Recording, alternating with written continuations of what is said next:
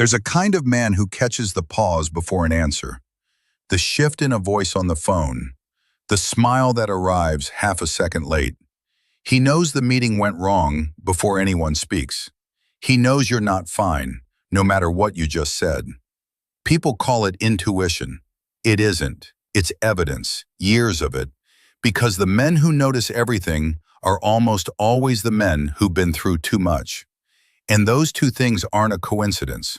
One of them built the other.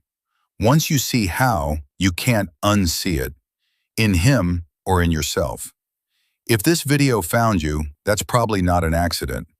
The part of you that everyone calls two in your head, the scanning, the reading, the never quite switching off, is about to make sense. You replay conversations that ended days ago.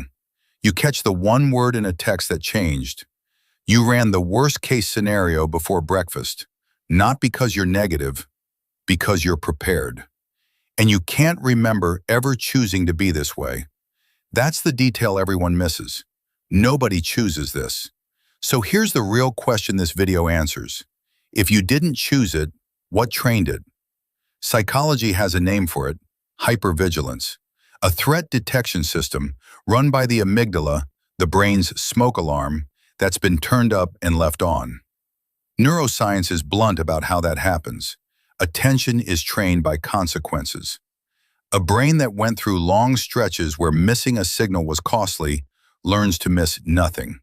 Not a flaw, not anxiety exactly, an adaptation, precision built for an environment that eventually ended. The system never got the memo. 1. The noticing was trained, not chosen. Aaron was 9 when he learned to read footsteps on the stairs. Heavy and slow meant one kind of evening. Quick and light meant another. He got good at it, because on the nights he read them right, he was ready. He's 41 now. He can walk into a meeting and feel the tension before the door closes. Colleagues think he's brilliant with people. He's not reading people, he's reading stairs. That's how this works. The skill is real. The origin is just older and heavier than anyone guesses. What looks like a gift for detail started as a safety system. 2. The worse things get, the calmer he becomes. When the layoffs hit Marcus's floor, people noticed something strange. The man who triple checks everything went quiet and steady. He answered questions. He kept his voice level. He made other people feel like it was survivable. Then he drove home, parked in his own driveway, and sat there for 20 minutes with the engine off. Because the calm isn't peace, the calm is procedure. A man who's been through too much learned somewhere that panic wasn't an option. Someone had to stay functional, and it was always him. So crisis feels almost familiar. It's rest that feels unsafe.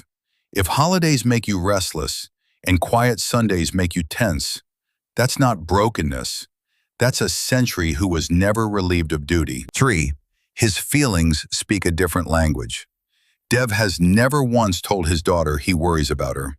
But the night before every one of her road trips, her tires get checked. The oil, too. She's never asked. He's never mentioned it. That's the vocabulary. Men like this don't explain themselves in emotional terms. They explain themselves in maintenance. The call to see if you got home. The argument he doesn't start because he's already decided you're worth protecting. It isn't absence of feeling, it's translation. Somewhere along the line, showing the feeling directly didn't go well. So the feeling found a safer exit.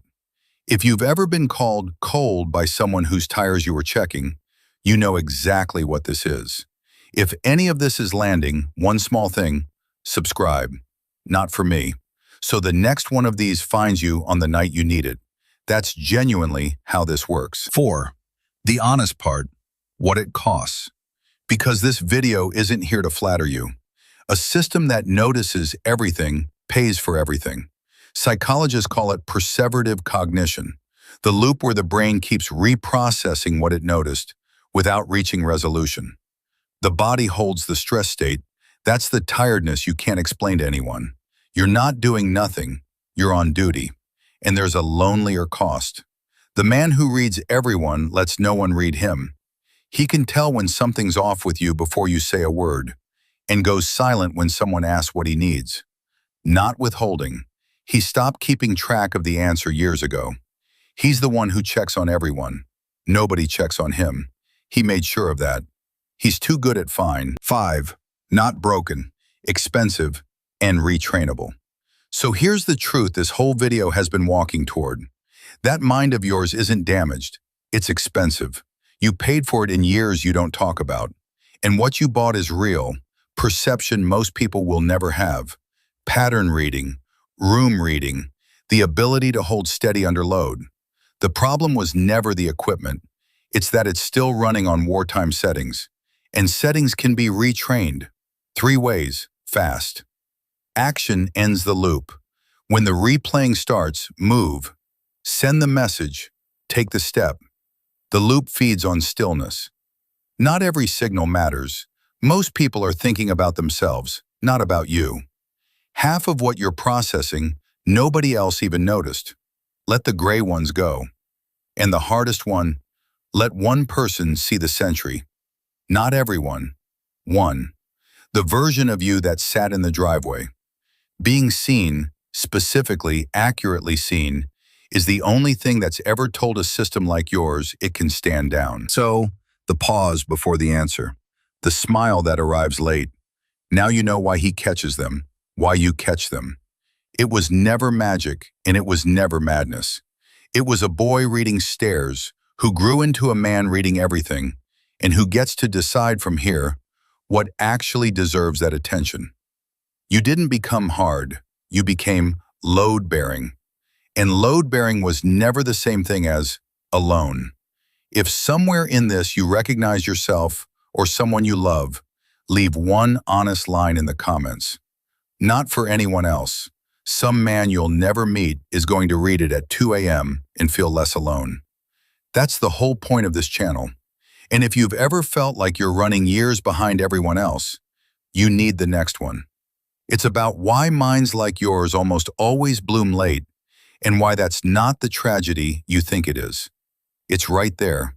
I'll see you in it.